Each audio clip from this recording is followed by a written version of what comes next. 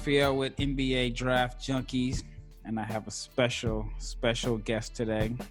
This is the person that kind of put me onto the whole podcasting game. He reached out to me actually a couple years ago, and it took a year for me to reply to his message on my inbox on Facebook. I don't know how I missed the message, but I guess sometimes on the inbox, if you're not friends with the person, it just kind of goes into like a spam or whatever. But I want to say it was probably 2019, maybe.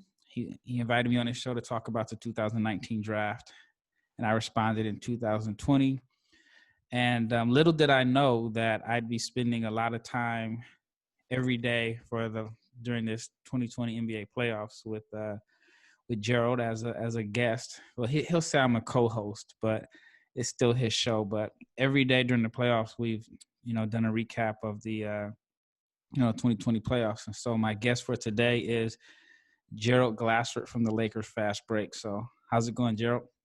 Been good, my friend. And I'll tell you what, you respond a lot faster than some of the radio stations I try to pitch my shows to. So let's put that out.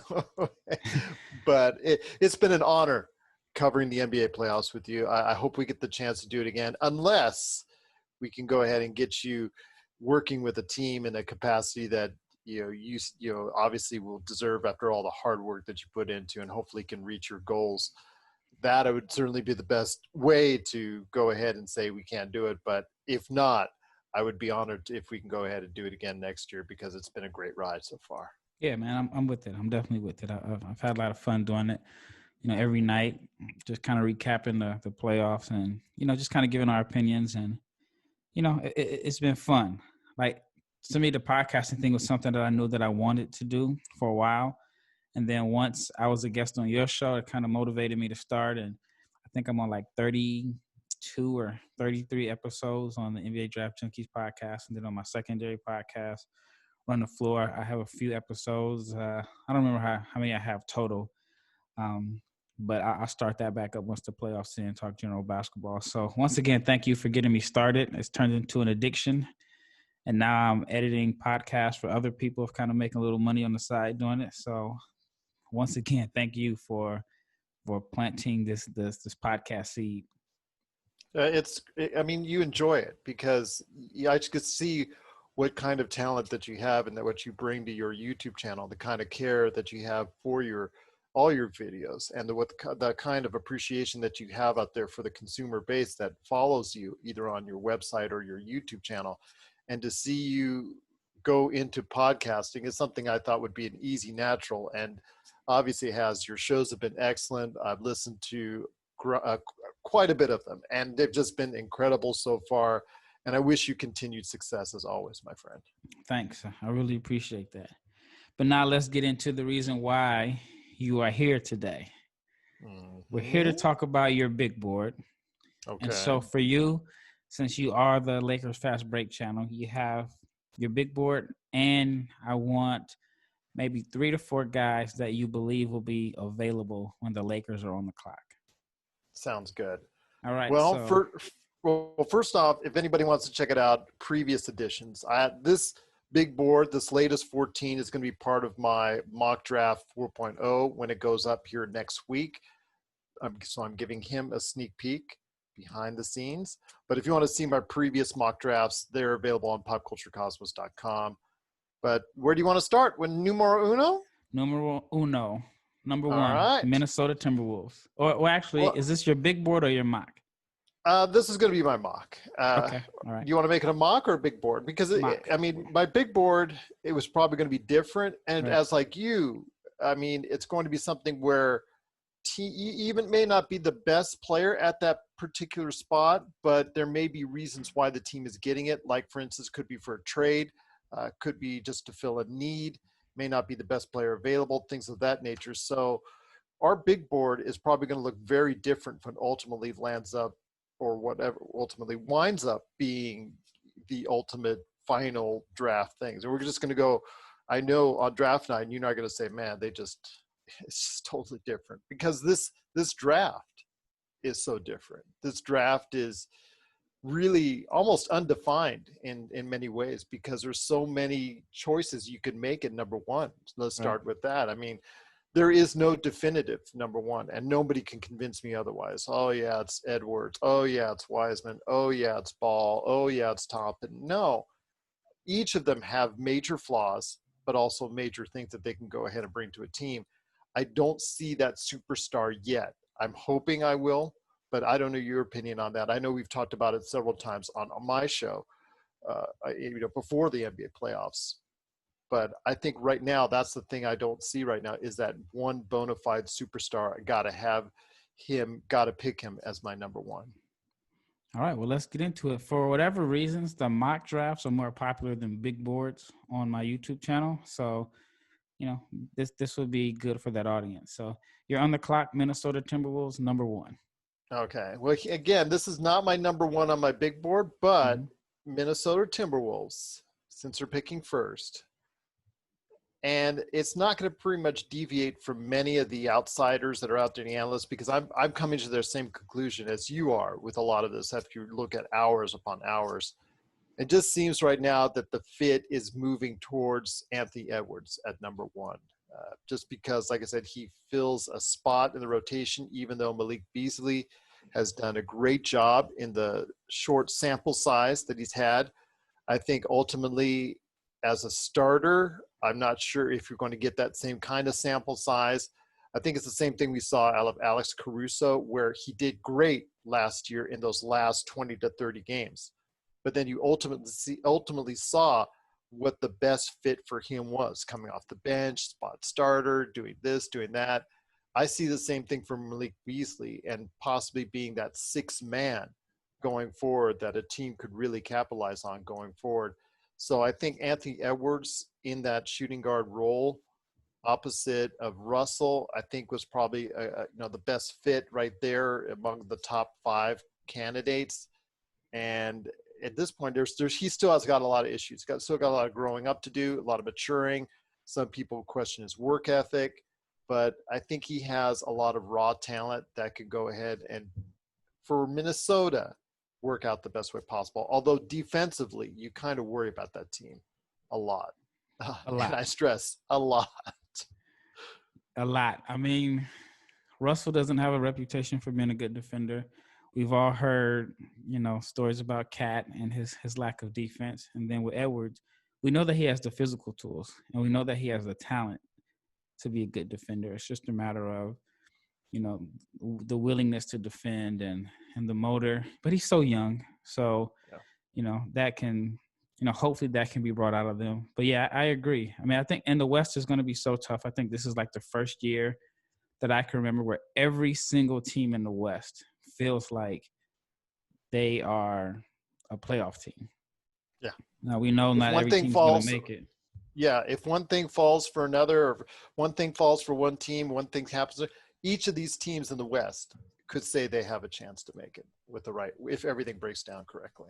Yeah, and if I'm the Timberwolves, Rojas, I don't know if I would have wanted the number one pick, just because there's the pressure of having the number one pick in a draft where there's not like a surefire number one or a player that you think that's going to be able to come in and help you make a playoff run immediately.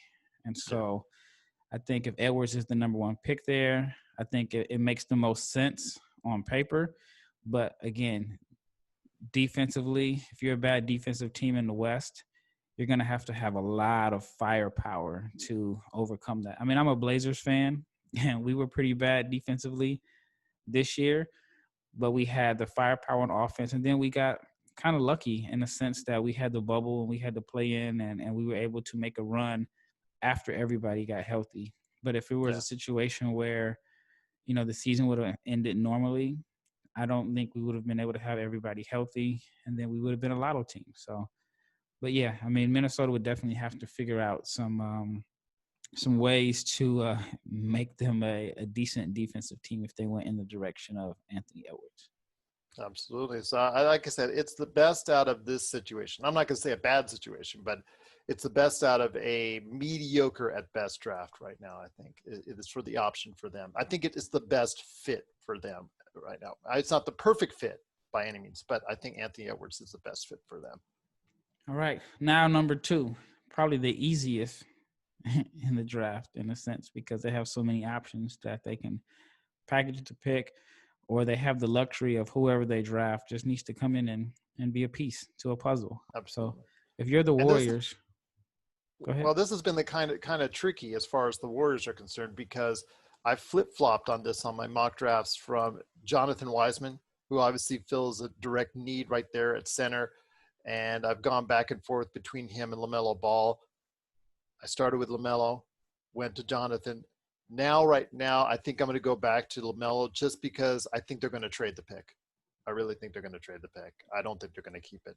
I think they're going to go ahead and take LaMelo Ball for whoever team wants him the most. I think he is on my big board, I think he is number one just by a smidgen, just because he has the one trait that is at a great level already that none of these other players have. None of these other players have something that they're really great at except for him. And I think his passing skills, I think his open court awareness, I just think his intelligence and IQ on the court, I think supersedes even his brother. So I think really with that kind of skill, and I think he can work on his shooting well enough and his defense well enough to be passable to the point where he can become a top point guard in the league. If that's the case, that's going to be a marketable commodity. And I really think that if Golden State takes him, they're going to do it just for the fact. Before I thought they were going to be able to see if they can work him in with Thompson and Curry and let that be going forward and grow him into the position. But now I think they're on a win now mode because I think their window is closing. And in doing so, they're going to need to have every asset available. And I think that LaMelo Ball is a more attractive asset as the number 2 pick and as a tradable option than Jonathan Wiseman. So I see LaMelo Ball going number 2. All right. In your opinion, what would be the best trade partner?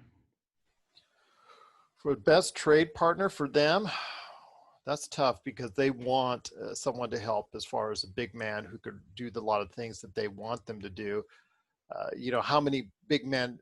I'd probably say Indiana. Indiana probably, you're looking at Miles Turner, who is the hot commodity as far as being a 7-footer who can block shots, play defense, and shoot from the outside, which is something, as you're seeing with the Lakers, everybody now wants their own version of Anthony Davis. And while he's not Anthony Davis-ish level, he's still someone that's maybe a notch below, but on a team like that, it could really work out for him. So I see Indiana possibly being a great suitor for Golden State in that type of trade. Maybe Wiggins and a number 2 for maybe Oladipo and Turner, something like that. Oh, no way. That would be because I know how much Laker Tom. They would probably just do it just to trade him away from the Lakers, just to make Laker Tom angry. Yeah, I mean, I would think that. I don't think you can get Indiana's arguably their 2 best players or 2 of their 3 best players for the number 1 pick in the draft that isn't considered a strong. It depends draft. how much they are in love with Oladipo, though. Well, I think Turner would be the best fit for the Warriors. Maybe because I know they have the Timberwolves pick next year. And if the Timberwolves don't make the playoffs, which I don't think any of us are predicting them to, that would be another lottery pick, in which 2021 is supposed to be a strong draft. So I could see maybe, but then again, do you give up 2 number 1s for Miles Turner? And in most cases, you probably say no, but in the Warriors case, you want to win now. Yeah. And I think that he would, he'd give them a shot blocker and another floor spacer. So I think that would be a pretty good pick, especially when you don't really know what you're going to get from LaMelo, but you already kind of figure you know what you're going to get from Miles Turner. So that would be interesting trade. I haven't really thought about that one. I mean, it's something that they would do to clear out. You're right. Probably Oladipo and Turner is a little bit too much for the picks, but they need to do something. And I think Turner is the obvious choice for almost any team this off season. I was going to say this summer. I'm getting like you. I'm keep saying this. Want to say the summer, but it's over. The summer's over. We're in the fall. Yeah. So the off season. So I think Miles Turner is going to be a target for every team that wants that type of player. All right. Hornets, 3rd pick. Well, Hornets, they just need talent. They need talent in the best way, shape, or form. And I think right now for them at number 3, I'm still very high on him. He was number 2 on my big board, and that is Jonathan Wiseman at number 3. I think the kid is going to be good. He just needs to grow. I wish he had played a full season at Memphis. I really wish he would have, but he only played 3 games. We got a small sampling size, but I think he can give you enough out there and be something that going forward, I think he can actually be as good as what we're seeing from DeAndre Ayton. Now, finally, that DeAndre Ayton is now playing at a level that I think some at least are happy at. So I think he can get to that level if given the opportunity. And I think he can do it on Charlotte because they need talent, period. Yeah, I have them selecting a big, and I think Okongwu would be the fit there. I think he's somewhat more of a safer pick than Wiseman because we've seen him against high-level competition. Oh, yeah. I agree with you. He's a safer pick. Absolutely. So, yeah. All right, number 4. Who is your number 4 pick? Number 4. This was getting to the point where, you're coming. I thought at first when we started doing our mock drafts, we started doing our big boards, I really thought, this was going to be guard heavy at the top of the draft. And I thought that would be the case. But right now we're going to be seeing a lot of forwards go out. We're going to be seeing a lot of big guys or larger guys or guys that are not the traditional guards shooting 3-pointers and things of that nature that we thought we would see in the way the league is trending towards. But number 4 for me is someone who can still hit the outside shot, who had a great season, Obi Toppin. I think Chicago Bulls are going to have what you, like you were saying, I think is a safe pick, and that is Obi Toppin at number 4. That's interesting because I did a podcast with Knicks Fan TV, and a fan called in. I mean, this is just, people calling in giving their opinions. But he made a good point. I guess his cousin is the coach at Dayton. And Dayton's coach was under Billy Donovan. And so he was saying that he thinks that, Dayton's coach, I think it's Anthony Grant, I believe is his name, is going to push Obi Toppin towards Billy Donovan. He'll have all the intel. He'll know everything because of the relationship with the coach. And so he thinks that Obi Toppin is going to the Bulls, which, I mean, I like Markkanen. I really think that Markkanen he has all-star potential, in my opinion. I mean, he can shoot. He just needs to be healthy. He had the oblique injury this year. Needs to be healthy every year. That's pretty much every year. Yeah. And, if they keep Markkanen, then it's a situation where, I mean, does Toppin beat him out in an open competition in camp? You could run them out at 4 or 5. Possibly. I mean, but then you got Wendell Carter, who's their best defender.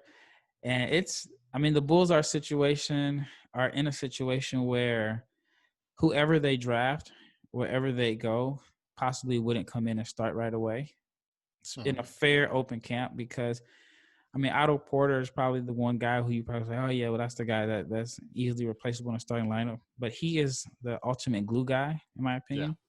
He's definitely overpaid, and he didn't play a lot of games this year, but I think he's the one guy in the starting lineup that doesn't really need the ball to be effective and to fill his role. So I think that he's a shoo-in to be the starter. But, yeah, it'd be interesting to see what the Bulls do at number 4. And I think this could be a team that takes a lot of calls for their pick also. I agree with you on that. And if anybody drops far, it would be Obi Toppin because the fact he's, I think, one of the oldest players in the draft right now. So if that's the case and really harbor on the fact that someone's already an almost finished product already at 23, then maybe, like I said before, Obi Toppin could be dropping on the but right now I have him at number 4. I just think he's too good of a talent, both offensively and defensively. Now, mind you, once you turn me on to his hips, as far as his action, this lack of movement, his lack of lateral movement, I watched that on the video and I'm like, oh my gosh. So he's going to have to figure out a way to be a little bit better as far as on the defensive end, playing man-to-man. But I think he's got a lot to bring there that some teams would be interested in. I agree with you. He could be a trade target as well. All right. Yeah, moving on to number 5, Cleveland.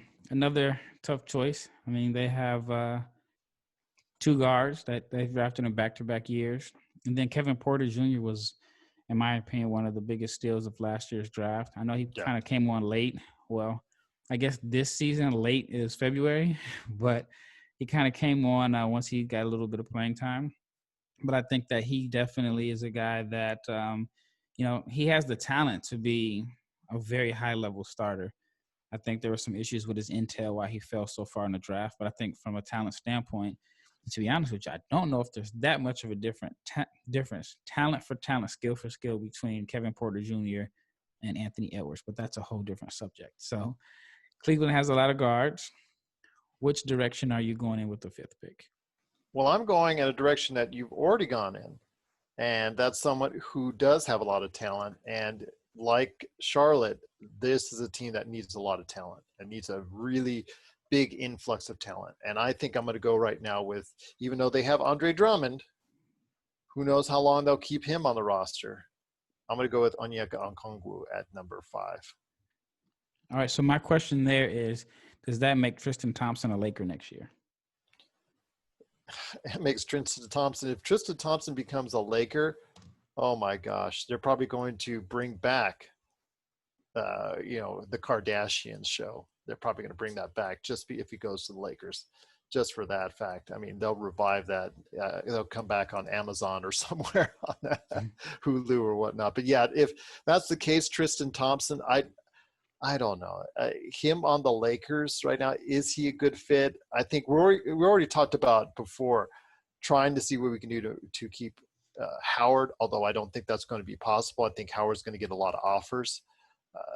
Probably going to get Cousins on the team. You'll still have, much to Laker Tom's chagrin, JaVale McGee on the team. But it is possible that there could find some space for Tristan Thompson. But really, what does he give you at this point in time? Well, I think he's more playable than JaVale McGee in a playoff series. I think he's a better switchy defender. He's an active rebounder. He's not going to be the vertical lob threat. But I think that, I wouldn't be shocked. He's a clutch guy. I know he lives in LA in the offseason. He's a clutch guy. Did you mention he's a clutch guy? Yeah, he's a clutch guy. He's friends with LeBron. And I think Dwight could possibly leave. If you're, I'll just say this. If the E Network calls Clutch and really tries to organize it as far as getting a revival of Keeping Up with the Kardashians, maybe that's a possibility. Yeah, I just think that I wouldn't be shocked if he resigns in Cleveland. But then again, I also wouldn't be shocked if he ends up with the Clippers somehow. Now, that wouldn't surprise me. That wouldn't surprise me. Yeah, you just never know. Or Toronto, because it looks like Gasol is gone. That's his hometown. I think he can help some teams out. I think that a lot of people probably forgot the value that he brings because, who's watched Cleveland the last couple of years. But I think he's expanded his offensive game some, and he can move his feet. And so that he can. I've seen him try to guard LeBron and do it actually pretty efficiently, if for lack of a better term. I mean, efficiently means still LeBron is scoring on you, but he does move his feet very well for his size. All right, so number 6. So like I said, Onyeka Okongwu to bring some youth and size to the Cleveland as far as, especially on the defensive end, which is something they sorely need. Going number 6, it's someone that you really like. A lot of people are turning me on to him. I still have questions about whether or not he'll get his shooting ever right, but Deni Avdija is probably my next choice, simply because of the fact he's a playmaker, and Atlanta needs a playmaker, someone to take the pressure off of Trae Young. Trae Young would be so much better off the ball, or at least off the ball, maybe just a small amount of plays or things like that. So if you have a Deni Avdija who can take the ball up, who you can run an offense through, similar to what, I don't want to say similar to what you see in Denver with Jokic, but something similar, because he's, as far as from a power forward standpoint, maybe he can go ahead as a number 4 or number 3 slot, and you can run an offense through him. But anything to free up even a few possessions each game off of Trae Young, it make Trae Young probably even better, shoot more efficiently, because he'll be an off-the-ball shooter a little bit more often. Yeah, I like him, Avdija, as a secondary playmaker. He's actually training in Atlanta.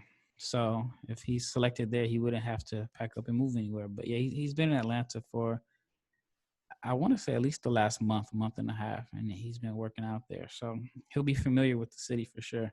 But I do think that they need defense and a secondary playmaker. You know, a lot of people may think that Cam Reddish is that defender and secondary playmaker. Only time will tell.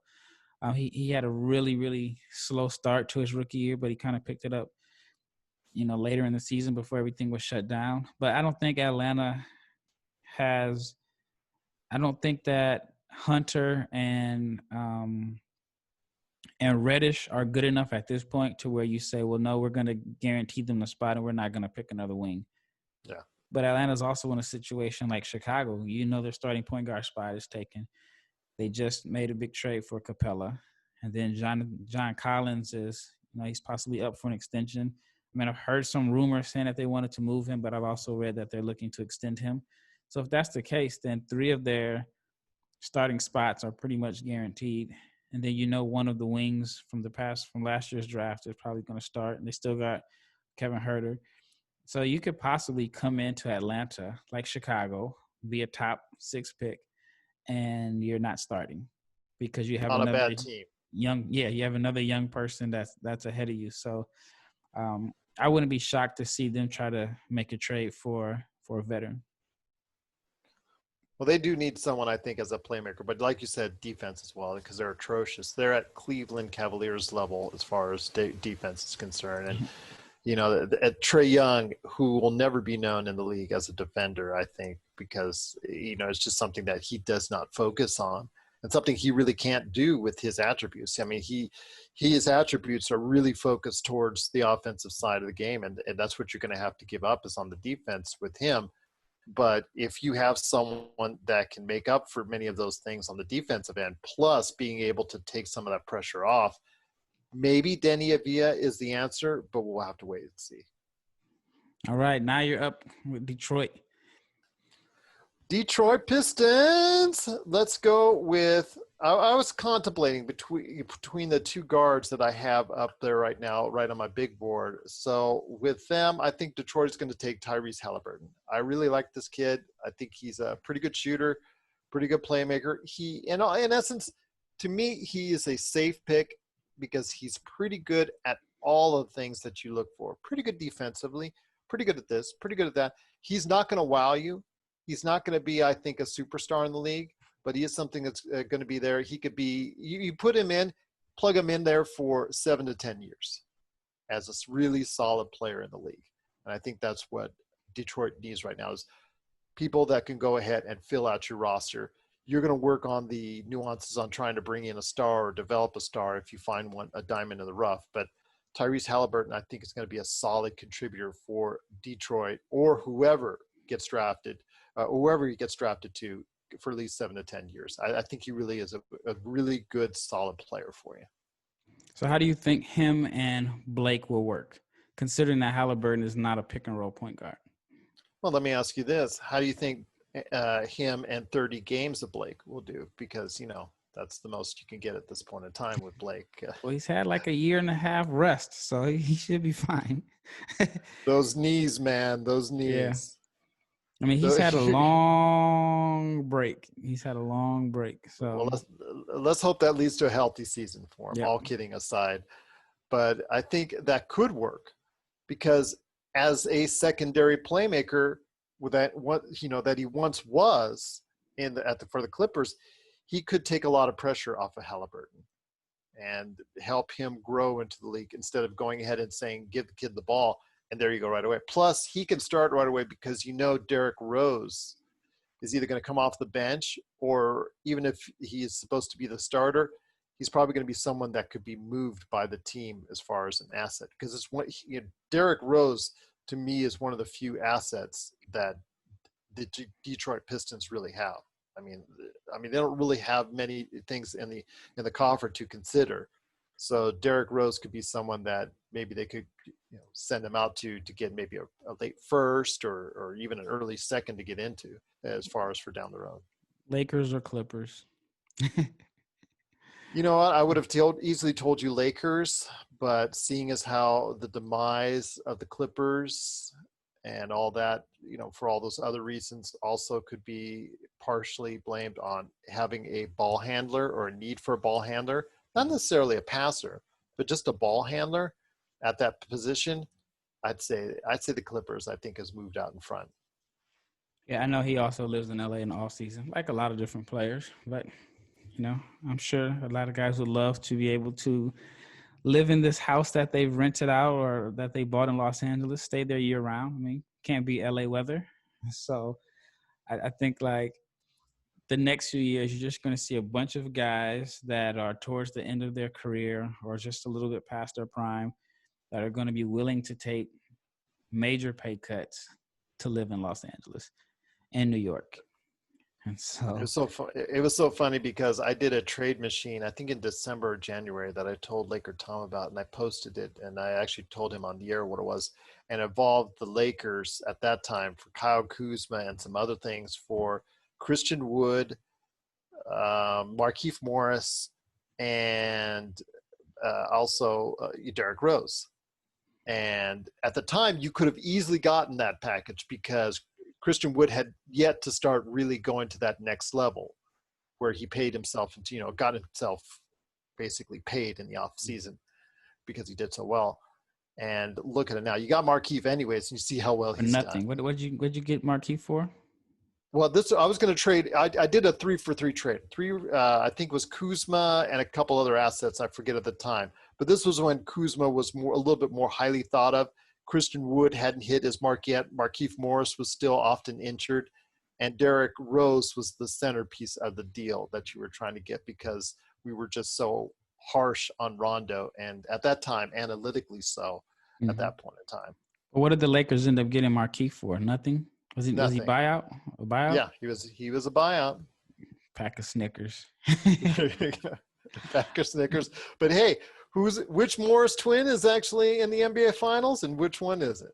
Yeah, I mean, I thought Marcus was the much, much better player this year, and then Markieff has hit his stride in the playoffs. Yeah. So that was a steal. I mean, that was a great pickup for nothing. All right, pressure pick. Number 8, New York Knicks. New York Knicks fans are always going to hate everything you do. But then again, we get criticized on YouTube when we say that the Knicks fans hate everything you do or everything you pick. So you can't win either way with New York Knicks fans. But I'm going to say he's a really good guard. I know you've liked him now for a long time. In fact, there was early talk about why wasn't this guy at number 1, and that is Killian Hayes. I think he brings a lot to the table. I think he's an excellent playmaker. I think he is at the top level of many, many different skill sets, but he does need to improve his shooting. And I think he will. I think you've already pointed that out, that you think that you're very confident that he will improve his shooting. Yep. And I have that same faith. I think he's going to be a steal for New York. And I think he's going to be someone that, yes, I understand that they've had their issues with Ntilikina in that spot and other players that they picked right around that area. But I think Killian Hayes could be the best of that bunch. Yeah, I mean, I wouldn't be mad at that choice. I don't think Killian falls that far. I think the Knicks fans will boo that pick just because he's another French point guard, and it will remind them of the 2017 draft when they selected Frank over, I want to say, Donovan Mitchell. I know they were mad about Frank being selected over Dennis Smith Jr. And, it worked out in their favor to where they ended up getting Dennis Smith. Well, remember, they booed Porzingis too. Saw how that they worked. Moved him for the guy that they wanted in Dennis Smith Jr. So, who the fans wanted. But yeah, I mean, I think that the Knicks need a point guard. I think Killian would be a good fit there. I just think that it'd be a tremendous amount of pressure on him just because the fan base is already going to put him in a box as another French point guard. And you got to think about Knicks and France. There's some Knicks fans that still believe in Frank. There's some Knicks fans that, are upset. They don't like him. But then you got to remember the Knicks also drafted Frederick Weiss. Yep. The French guy that who's more so known for being jumped over by Vince Carter. So I think he made a smart move to never come to the States because NBA fans would have been hard on him. No, But he then played. again, He did play for the Knicks. I saw him in the Knicks uniform, I think. did he? I don't think he ever I came over. thought. I'll have to check on it. I could have sworn I saw him in a Knicks uniform. I mean, I don't think. I mean, I can look it up. I don't think he ever came over. Just because. Oh, I would be embarrassed too. I would be embarrassed too. You're right. So, I mean, if you get jumped over and with the most monstrous slam of all time in any category, yeah, that's true. But I could have sworn he played at I least. think it was him and I think of him and Fran Vasquez as two guys that were lottery picks that never came over into the draft. So, But no, I mean, he never played in the NBA. He never. Wow, man. Nope, never came. He was the 15th pick in '99. Yeah. Well, there you go, my friend. I could have sworn I saw him in the Knicks year. Maybe it's just somebody posting it on a meme or something a long time ago. So. All right, moving to number 9, the Washington Wizards. Washington Wizards, I'm going to say at this point in time, needs defense. You know, we talked about the poor defensive teams in Cleveland and also as well in Atlanta, but Washington has such a prolific offense. They don't need very much more in the way right now in the way of offense, but they do need a collective, I guess basically a lot more on the defensive side of the ball. I think Isaac Okoro will do just that for them. I think he's really underrated at this point in time.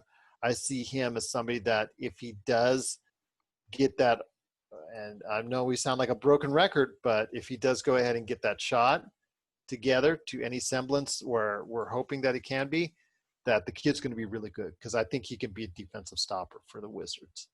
Yeah, they need defense really bad. They were the worst defensive team.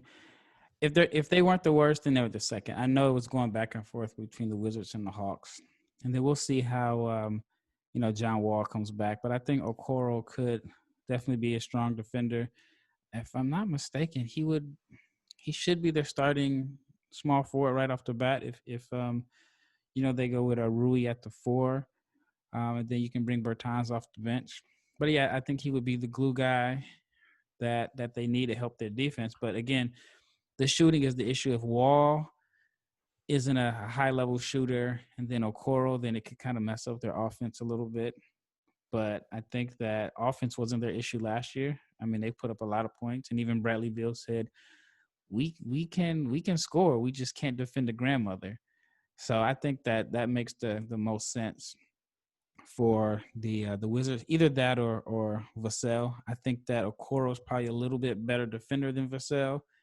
Vassell is obviously a better shooter. He shot 40% from 3, but it just depends on, where the Wizards think as far as upside. And then are they trying to make a run for the playoffs next year, or are they looking to trade Bill if they don't think that he's going to be there long term and they're going to go into a full rebuild? So only time will tell at this point. Only time will tell, but I think that's a good pickup for the Wizards right there. All right, number 10, the Phoenix Suns, the hottest team in the NBA right now. No pun intended. Even though they haven't played a game, they can honestly say that they are the happiest team with the way their season ended. Yeah. And that's a good story for Monty Williams. I mean, everybody knows what Monty Williams has gone through in recent years. I don't want to go ahead and go down that road here. I mean, he's had some tough challenges in his life, and I'm just so happy for him as a personal, because I think he's, from what everybody says, he's a really good guy or pretty good coach. And, that team rallied under him, and they deserved all the success. And I'm sorry that they didn't get a chance to go in and face against the Lakers, because they certainly deserved it. I'm sorry to the Blazers, but the Blazers were playing well. But when you go undefeated in the bubble under those circumstances and not even have a chance to play into the playoffs, that was kind of a disappointing thing for them. But, that's the way it was set up by the league. So you got to deal with it. But for them, I really like what Cam Johnson brought as far as shooting is concerned. So I think they're going to continue the emphasis on shooting, because they really, I don't know, they need a point guard. They need another distributor. Obviously, that's something that's been kind of a weak spot. And I understand that, that they've had those issues for years now. I think though that they're going to go ahead and continue the focus on shooting, and I think they're going to get Aaron Nesmith. Aaron Nesmith is the best shooter in the draft, and if he can find some semblance of where you put him, whether either at the number 2 or number 3, if you can find him that spot, really he can be an effective shooter for you. I think long term, him and Cam Johnson could really spread the floor for you. Yeah, that would be a crazy lineup to have on there when you can mix and match Booker with Johnson, and I think Bridges is eventually going to be a high-level three-point shooter. It kind of makes you wonder what is the future of Kelly Oubre. Yeah. Because he wasn't there in the bubble when they played their best basketball. Not saying that the reason why, they were struggling early in the year was because of Oubre, not putting any blame on him for that. No. But it seems like offensively they were just at their best with him really being gone. But then again, nobody will admit it. I'm just going to come out and say it. If you're a Suns fan, how mad are you at DeAndre Ayton? If they only win 4 games while he was out, I don't know. I know he missed, 25 games? Yes. Because I don't remember their record. Yeah. But if they win 4 more games because of him, then they're probably a playoff team. 2 more games. Actually, 1 more game. 1 more game, yeah. 1 more game. All they had to do is win 1 more game. And you're right. You have to be mad at him. That's maturity issues. And he missed a day in the bubble because of just personal issues. And test or something like that. Yeah, he didn't get to take the test. Didn't take the test, and just maturity issues. But if he can get those maturity issues taken care of, or is this going to be a long-term thing? We don't know yet. But even though that's the case, he did play well, not at Luka Doncic level, so he'll always be known for the guy that was picked ahead of Luka Doncic. But still, I think he can be a really good center in the league. And I just think if you've got this great spread the floor deal with Booker, Johnson, like you mentioned, possibly even Oubre and Bridges. And if you add that with Nesmith, you've got firepower there. All you need to do is just find you talked about Kelly Oubre. Maybe you can find that point guard, maybe someone out there that, is a better distributor, or at least a little bit more solid than what they're seeing right now from the point guards that they've had there in the recent past. Yeah, I like Rubio. I think he balanced out their offense a lot.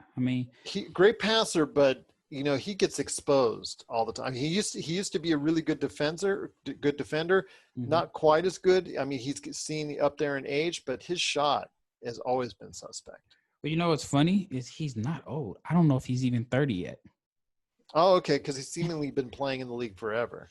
Yeah, he. I think. You got to think. Was it 2008? He was a teenager. Yeah. In the Olympics, so he might not be 30 yet. He seems like he's been there forever. And then a lot of guys in this draft class are out of the league. I think the only guys, if I'm not mistaken, in the lottery from his draft class, the only guys that are still left, maybe like Harden. Was it Harden, DeRozan, Steph, and Blake maybe? And the rest of that lottery is out. No, Rubio is 29. Oh, there you go. He'll turn 30 this month. So he's still in the middle of his prime. But still, he can't shoot very well. And that's always going to be an Achilles heel in a playoff scenario. We say the same things about Rondo, but Rondo, you're not playing 30 to 35 minutes a game sometimes. Sometimes you are. Sometimes out of necessity, but it just was your starting point guard. There are some issues, I think, with Rubio that will hold him back. And I think eventually you could trade him, or you could package him and Oubre for possibly someone that could help your team even more. So you never know. I like Rubio. I think this year he averaged a career high in points per game. It's about 13 points, 9 assists, and he shot about league average from 3, which is about 35%. So I still think he's not the sexiest pick, but I think that I definitely think they need to have another point guard that they can develop to come behind him, because I think their backup point guard right now is Javon Carter. But I think it's going to be tough for a rookie to come in and beat Rubio out for a starting spot because he just takes care of the ball. And yeah, and that's more the reason why you should look at a different position if that's the case.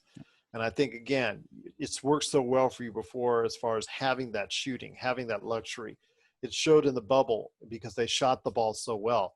Why not add more shooting and just have that depth? Because you're going to have injuries along the way. You've already have a team that has had injuries in the recent past. So I would bank on trying to go ahead and fill up that roster even more with quality shooters. And eventually you're going to go ahead and see the fruits of this. Maybe not next year. Maybe they're still on the fringe of the playoffs, but Phoenix is going to have to be someone to be reckoned with in the not too distant future. Now, a team that we don't know whether they're going in the right direction or should they just completely start from scratch. The San Antonio Spurs at number 11. Who do you think would be a good fit there? I would start from scratch, but with Pop there in his waning years, I'm not convinced that they will do that, especially even though it's in a loaded West. I'm going to say that they're going to go ahead, and this is my first of the two Florida State kids that are really high up on, and that is Patrick Williams. I think of the two, I think he's a little tiny bit better prospect just because he a little bit stronger, a little taller, and I think he has a little bit more development to his game that could be added in there.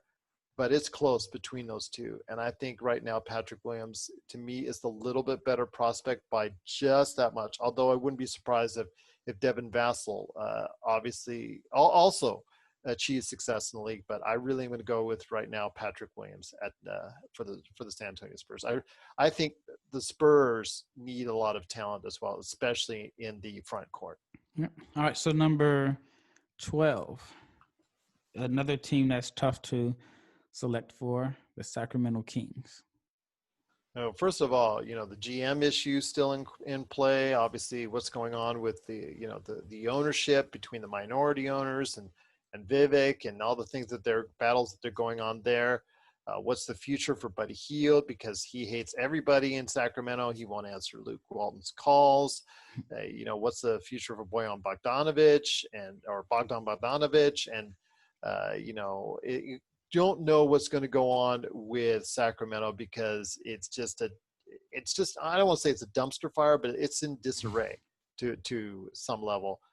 But the second of the Florida State kids, Devin Vassell, is my choice here. Good shooter, good all-around player, needs to get strength.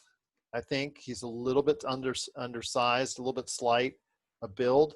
But if he can build up some muscle, I really think that he's got a long future in the league as well as a 3-and-D player. Yeah, I'm high on his upside. I think that he has, if he can obviously get stronger, work on his ball handling and figure out ways to attack the basket, I think that the sky's the limit for him as far as his potential because he can knock down open shots. He's long. He's a defender. He has a good pull-up jumper. Just think he lacks a little bit of offensive creativity. But even if he doesn't improve in those areas I like to see him improve, I think he could have a long career as just a 3-and-D guy. I mean, my comparison for him is Trevor Ariza, which Trevor's played a long time. I mean, I think he was in the class after LeBron, so he's on year like 16 maybe.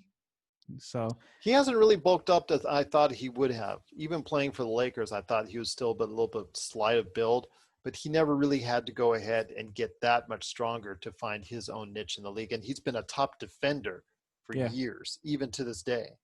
Yeah, I mean, he's just found his niche and he's stayed. I mean, I think even now with today's NBA, he's a 3-4. As back in when he was younger, he was more so like a 3. But now I think he can play multiple positions and he can still defend at a pretty decent level in his advanced age. And if Vassell has a career similar to Ariza's, that's not a bad career to have. But I think how many times during the series with the Lakers were you saying, we wish we had Trevor Ariza? Well, yeah, I take Ariza over Wenyen Gabriel and playing Zach Collins at the 5.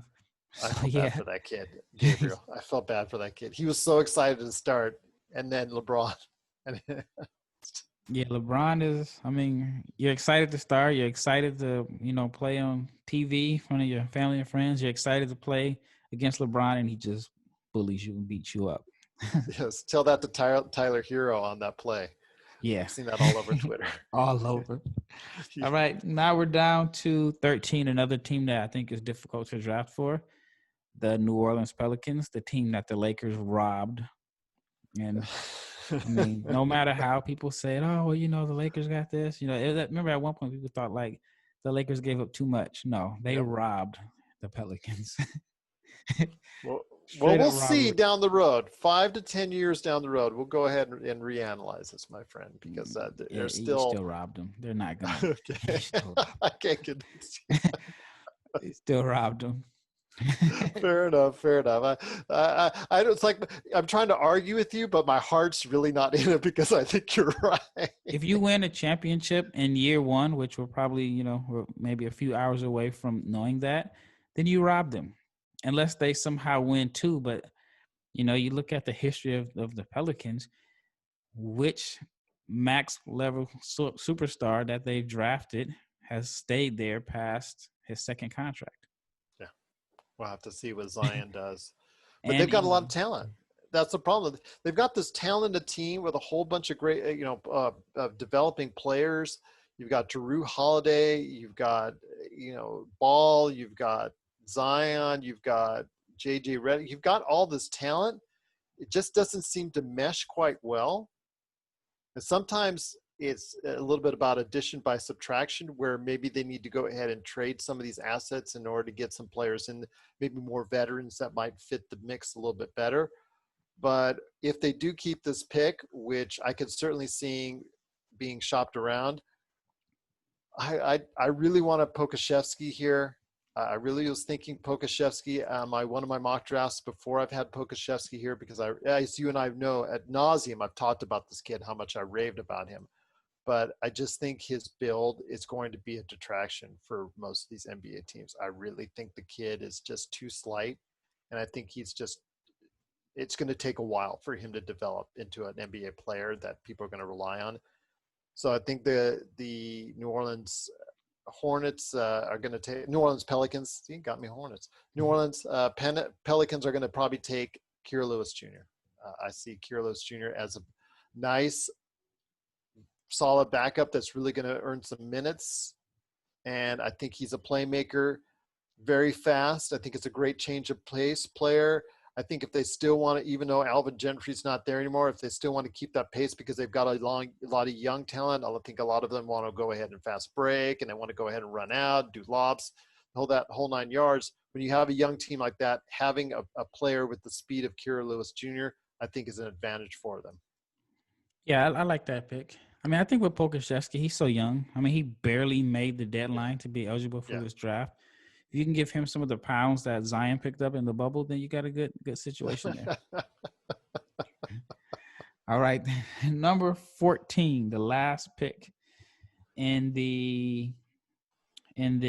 for today for your mock big board lottery.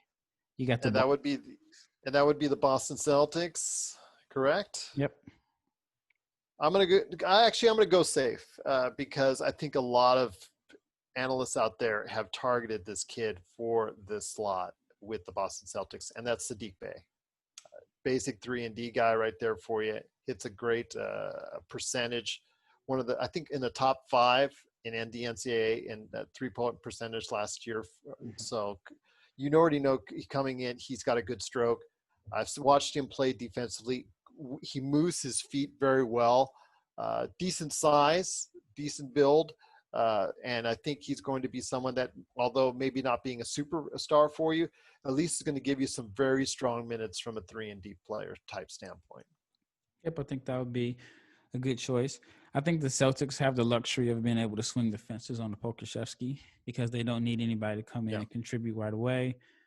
And they're set for the most part with Brown and Tatum and Kemba. And I think like that's a Danny Ainge pick. And I think he's even said that they're in position with 3 first-round picks to draft a guy that they can stash and develop. And then again, if you take Pokusevski at 14, and then you still have 2 more picks that you can possibly trade up and move.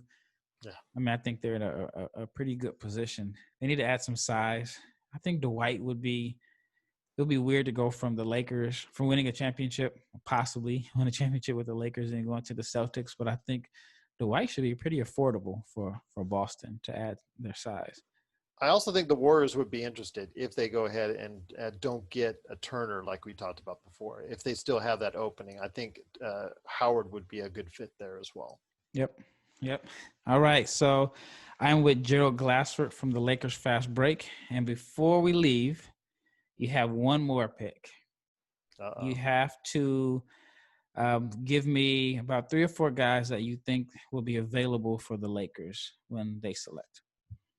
Well, hearing the doom and gloom and reading the doom and gloom in the past few days, if he falls down that far, even though you and I don't think he will, if Pokusevski falls that far for some reason, and that's the case, I think the Lakers should grab him and keep him, because I think he can become a player for you down the road.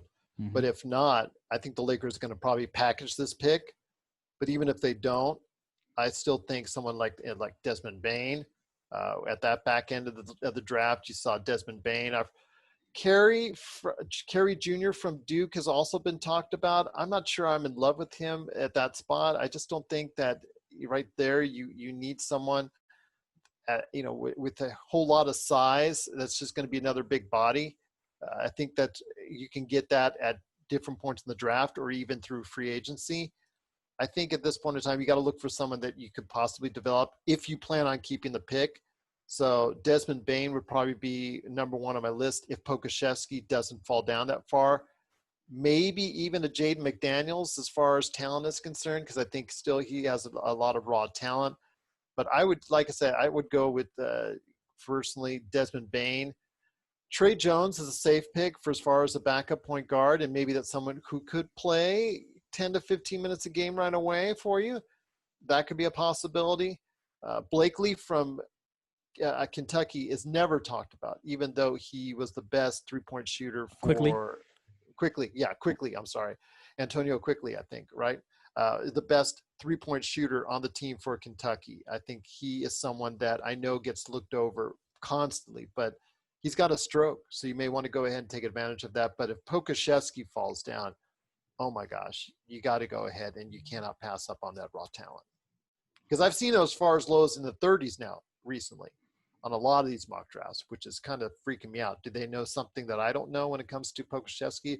I would assume it's just because of the size and his youth that's causing those issues. But yeah, if he falls down that far, I wouldn't pass up Pokusevski, although Desmond Bane seems to be a popular choice as well.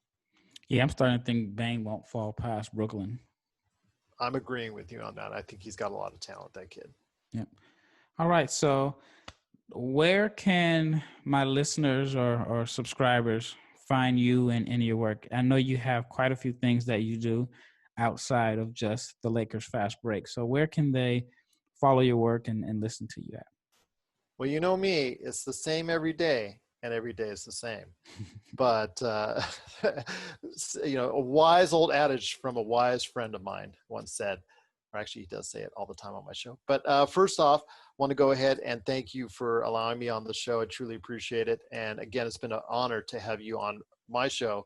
And as part of our team coverage of the NBA playoffs, thank you so much for being part of it on the Lakers Fast Break channel, wherever you get your podcasts.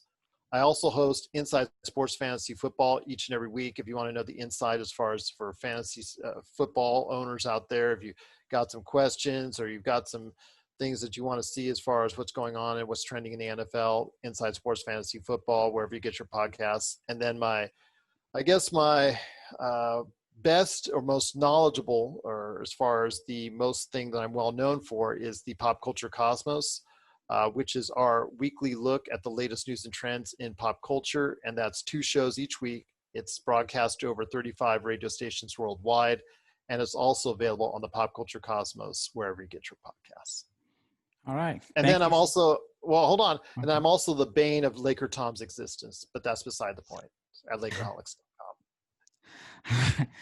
Yeah. If you haven't listened to the Laker Fast Break podcast, it's always, and I'm not saying it because I've been a quote unquote co-host on there for the past month or so, but it's always entertaining because Laker Tom is How old is he? Like 75? 77. 77-year-old. He runs the Lakerholics website.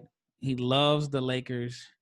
And I mean, he's sharp. He's sharp, but he's always entertaining because, you know, for me, not being a Laker fan, Laker Tom represents the unrealistic Laker fan, because he always has these trade scenarios where you can move Kuzma and Danny Green for Giannis, or, you know, whoever the top available player is. Laker Tom has a scenario where and the contracts will match up in a sense, but yeah, he has a scenario where he's bringing guys to the Lakers. But great guy. I mean, I've enjoyed the opportunity to get a chance to know him and talk basketball with him. And then I'm also doing some videos for Lakerholics, and I'll pick that back up soon once the season is over, about possible picks that or possible players that could be available when the Lakers select in the draft, which is, I guess, it's coming up now. We're probably like 40 something days away. Yep. So we're a little more than a month away. It's just weird talking draft in November, but yes, everything. Well, we got to get some year, live mock drafts again. I know a lot of people have been asking me about it, and I say, well, you know, it's up to Raphael. Yeah, I mean, it's at this point, how many more mock drafts can we do when we don't have any intel yet? So, yes, but I definitely plan on doing another one. And I'll probably do it. I want to wait until we hear some stuff about, like, after the combine, if we can get some details about other guys are, you know, how they look in the virtual combines, whatever. So, but I'll definitely do another one. But thanks again for coming on. I really appreciate you coming on, especially on the Lakers game day. I know, okay. I know this is a big day for you. It is. So, it is. All right. Although if they win, you know, forgive me for crying on the air tonight. So I just want to do that. You know what? I've actually seen that. So my last thing, when I was in Turkey, I was in Istanbul, and so, you know, Turkey is a country that they don't have a reputation for producing like great athletes in sports or whatever. So it was interesting to me because their fans are like really passionate. Like it's hard to describe how passionate their fans are. And so when they won the Final Four in basketball in 2017, I've never seen so many people cry. Like they were crying. And I mean, of course, you know, it is Europe, and they celebrate it by, you know, lighting the arena on fire, and, you know, they celebrate with flares everywhere. But someone had mentioned, like, this was their first championship as a, you know, like not like a domestic championship, but, you know, their first time winning something major in like the 80 years that the country had been in existence. So I said a lot to say this. I have seen grown men cry over a championship, so it wouldn't be the first. Okay, fair enough. But it's always a great time when we have you on there, Laker Tom, the whole Lakerholics crew, and I hope everybody gets a chance to listen to it. But we're going to continue going forward.